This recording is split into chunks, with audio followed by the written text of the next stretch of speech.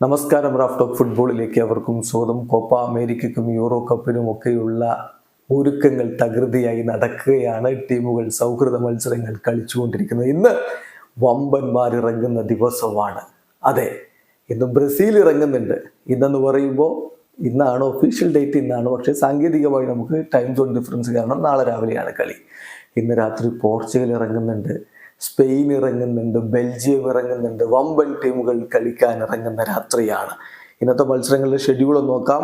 വൈകിട്ട് ഇന്ത്യൻ സമയം 6:30 സ്ലൊവേനിയയും ബൾഗേറിയയും തമ്മിൽ കളിക്കുന്നു.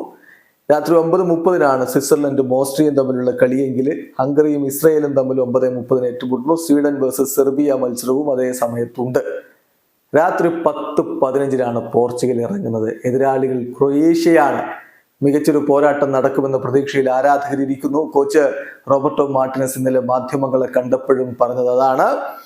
രാത്രി 11 മണിക്കാണ് ഡെൻമാർക്കും നോർവേയും തമ്മിലുള്ള കളി. 11:30 ബെൽജിയത്തിന്റെ കളിയുള്ളത്. എതിരാളികൾ ലക്സംബർഗ് ആണ്. പിന്നീട് രാത്രി 1 മണിക്ക് എന്ന് പറയുമ്പോൾ സാങ്കേതികമായി നമുക്ക് നാളെ പുലർച്ചെ 1 മണി എന്ന് പറയാം, സ്പെയിന് കളിക്കാൻ ഇറങ്ങുന്നു. എതിരാളികൾ നോർത്തേൺ അയർലൻഡ് ആണ്. കൊളംബിയ USA കളിക്കുന്നു. കോപ്പ അമേരിക്കയ്ക്കുള്ള ഒരുക്കമാണ്. കഴിഞ്ഞ 10-21 കളികളായിട്ട് കൊളംബിയ തോറ്റിട്ടില്ല.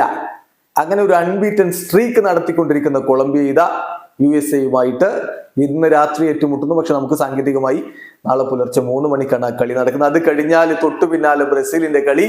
നാളെ രാവിലെ 6:30 ബ്രസീൽ ഏറ്റുമുട്ടുന്നത് മെക്സിക്കോക്കെതിരെയാണ്. കോപ്പ അമേരിക്കയ്ക്കുള്ള ഒരുക്കങ്ങൾ എത്രയായി, ബ്രസീൽ ടീമിന്റെ ശക്തി ദൗർബല്യം എന്താണ് എന്ന് റിഫ്ലക്ട് ചെയ്യുന്ന ഒരു പോരാട്ടമായിരിക്കും എന്ന പ്രതീക്ഷയോടെ ആരാധകർ കാത്തിരിക്കുന്നു. വീഡിയോ സാധിക്കുന്ന ഫുട്ബോൾ ലോകത്ത് കൂടുതൽ വിശേഷങ്ങളുമായി റാഫ് ടോക്സ് വീണ്ടും എത്താം.